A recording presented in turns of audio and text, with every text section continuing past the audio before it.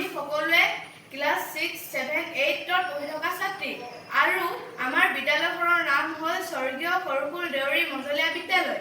আমি সকলোৱে polythene bag ব্যৱহাৰ কৰোঁ, যি আমি কৰিব নালাগে কাৰণ আমাৰ পৰিৱেশৰ অপকাৰী। আমি সেয়ে পলিথিন বেগৰ বিপৰীতে পেপাৰ বেগ ইউজ কৰিব লাগে। আমি সকলোৱে এই পেপাৰ বেগটো বনাইছোঁ যিহেতু আমি সকলোৱে পলিথিন বেগ ব্যৱহাৰ কৰোঁ, যিটো আমাৰ বহুত অনিষ্ট কৰে, যেনে মাটি প্ৰদূষণ, বায়ু প্ৰদূষণ, পানী প্ৰদূষণ। সেয়ে আমি পলিথিন বেগৰ ব্যৱহাৰ কমাব বিচাৰিছোঁ।